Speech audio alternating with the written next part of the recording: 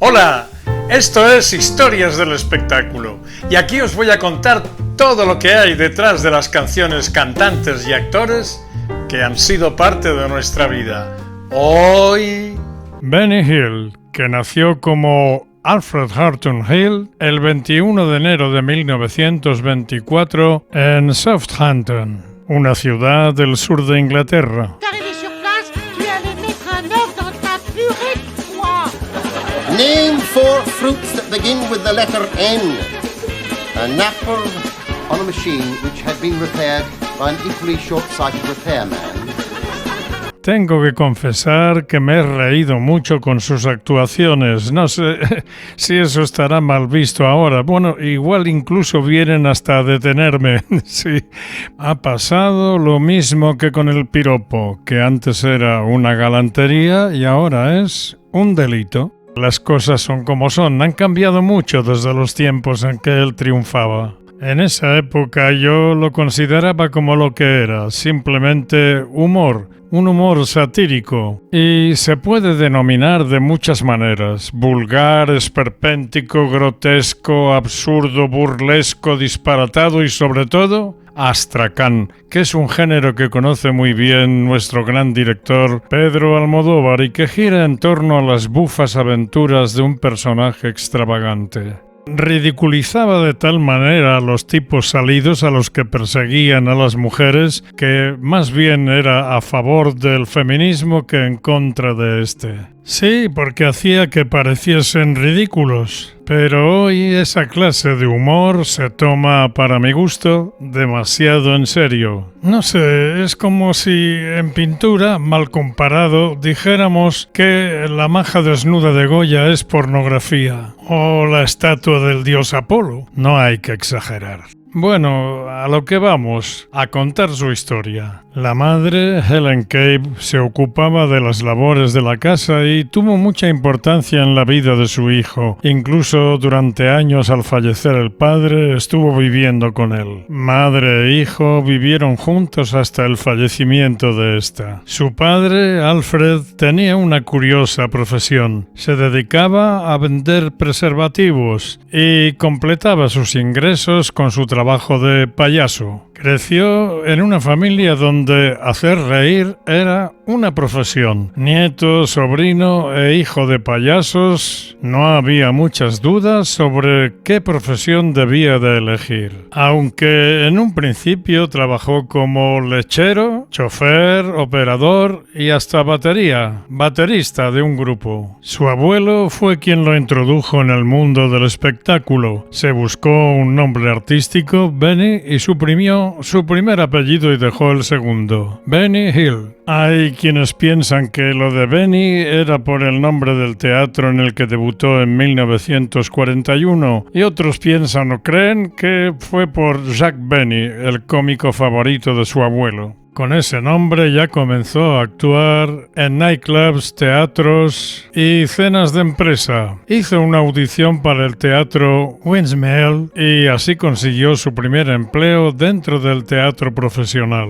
En 1952 comenzó a escribir guiones cómicos y consiguió que las autoridades de la BBC comenzaran a prestarle atención. Y en 1955, de la mano de la misma compañía, saltó finalmente del teatro y la radio a la televisión y estrenó el show de Benny Hill. Después de varias incursiones en programas de televisión, en la BBC le dieron la responsabilidad de protagonizar su propio programa. Desde sus comienzos, el programa tuvo una gran aceptación en su país de origen y a partir de la década de los 80, en multitud de países, Chile, Colombia, México, España, bueno, madre mía, prácticamente todo el mundo. Sus actitudes sexistas en las tramas de la comedia no se reproducían en su vida personal. Como no se le conocían relaciones sentimentales con mujeres, llegaron a considerarle homosexual, aunque él siempre lo negó. Trató de casarse con 3 mujeres distintas y ninguna de las 3 lo aceptó. Solo hay constancia del nombre de 2 de ellas. La primera, la corista Doris Diehl, y la segunda, la actriz australiana Annette André, que según ella no aceptó su petición porque le pareció que era un chiste. El nombre de la tercera se desconoce. En cierta ocasión llegó a confesar que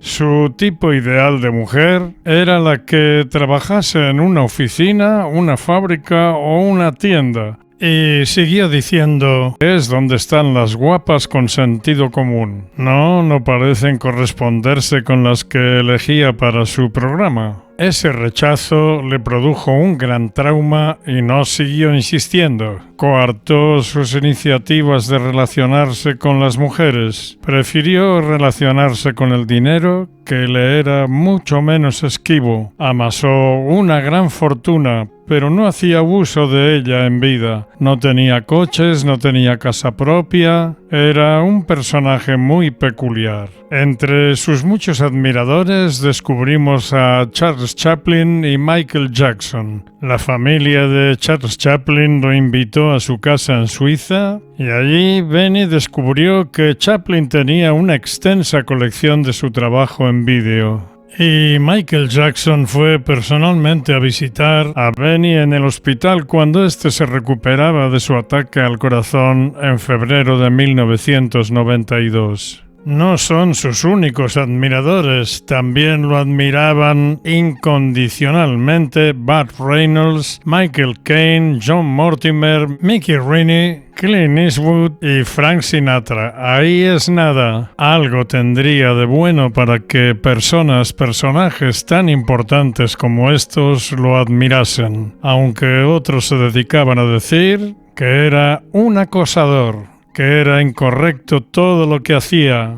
Y empezando por su país de origen, comenzaron a prohibir el programa en los distintos países donde se emitía. En España, concretamente, Pilar Miró, que entonces era directora de Radio Televisión Española, sacó de la parrilla el show de Benny Hill, junto con la retransmisión de combates de boxeo, todo con el pretexto de la regeneración de la televisión pública. Y en Argentina, por causa de la Guerra de las Malvinas, también fue prohibido, pero poco tiempo después, cuando Benny emitió un programa ridiculizando a Margaret Thatcher, volvió a emitirse en el país. Finalmente, el programa fue suprimido de las parrillas de prácticamente todas las televisiones mundiales con los pretextos que ya he enumerado antes. Benny Hill sufrió un tremendo shock. No podía comprender cómo algo que había hecho reír a tantos millones de personas ahora estaba tan mal visto. La nueva moral de los medios, que no los gustos del público, hicieron posible ese desastre. Basta decir que en 1971 la audiencia del programa alcanzó a los 21 millones de personas. Y posteriormente a su desaparición, los programas que aún se siguen pudiendo ver en YouTube alcanzan millones de visualizaciones. Lamentaría que alguien se sintiera mal por mi defensa de Benny Hill, pero tengo que decir claramente que prefiero ser yo quien tome la decisión de sintonizar o no un programa a que otros lo hagan por mí. En cualquier caso, la decisión de cancelar la emisión dejó sin trabajo a bailarines, actores, guionistas, en fin, a todo el personal que durante años había colaborado exitosamente con Benny Hill. El éxito no logró cambiar su modo de vida. De una pensión londinense pasó a vivir en un departamento alquilado en Queensgate. Allí estuvo durante muchos años. Se desplazaba en el metro o en autobús, no soportaba los gastos superfluos. Y en 1986 se mudó a otra vivienda, también alquilada, y no era mucho más grande, en el número 7 de Fairweather. Allí vivió con su madre Helen. Esa nueva residencia estaba muy cerca de la oficina y así podía ir caminando sin gastar un penique. Sí. En lo que sí se gastaba el dinero era en viajar a Marbella y a Marsella. Eran sus dos lugares preferidos. De Marbella le fascinaban los espetos, las sardinas recostadas sobre el carbón ardiente y las suecas también ardientes languideciendo cerca del agua. Lo único que no le gustaba de Marbella era que no le era posible compaginar trabajo y diversión. Y aceptó el trabajo que le ofreció el alcalde de la población, Jesús Gil y Gil, un personaje tan curioso como el mismo Benny. No en vano tenían dos apellidos que se pronunciaban de forma similar. Ambos no llegaron a congeniar. Tenían que grabar una escena en la que debían simular una pelea que acabó siendo realidad, porque Jesús Gil golpeó a Benny de modo que éste consideró que lo había hecho demasiado fuerte, y Benny le respondió dándole varias bofetadas seguidas durante tiempo. La cosa no acabó mal de milagro. Sí, porque ambos tenían los egos muy subidos. Esos hechos tuvieron lugar poco antes de su fallecimiento.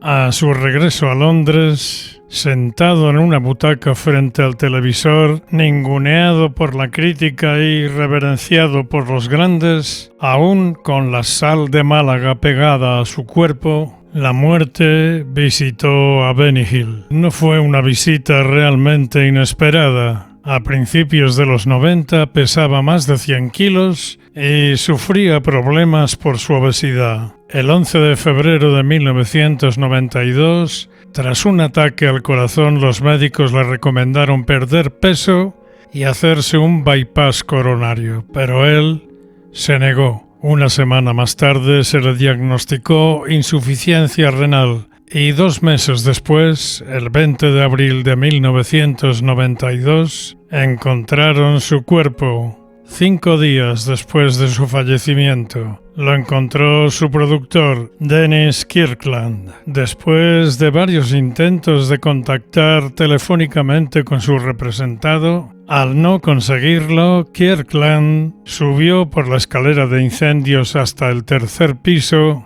y ahí lo vio, sentado en su sillón rodeado de platos sucios y basura. Su cuerpo ya se hallaba en estado de descomposición. Ya no correría nunca más detrás de las bellas mujeres. Ya no le daría más golpecitos en la cabeza a su amigo John Bright. La noche del 4 de octubre de 1992, después de que se corrieran unos rumores que decían que Benny había sido enterrado con oro y alhajas, unos ladrones profanaron su tumba en el cementerio de Hollybrook. Abrieron el cajón, pero no encontraron más que huesos. Después de este hecho, las autoridades, por precaución, decidieron sellar su tumba con 30 centímetros de hormigón para evitar nuevos asaltos. Unos sobrinos a los que apenas conocía heredaron su fortuna, $20 millones a los que él nunca había prestado atención. Su humor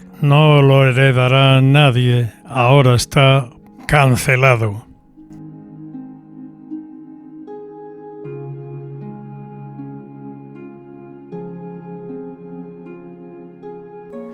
Bueno, hasta aquí esta nueva entrega de Historias del Espectáculo. Si os ha parecido interesante, por favor, darle al me gusta, mochilike para los amigos, comentarlo con vuestras amistades para que vengan también y así formarán parte de esta gran familia. No os olvidéis de lo más importante, la campanita, porque así os avisarán de las novedades del canal. La campanita. Hasta la próxima.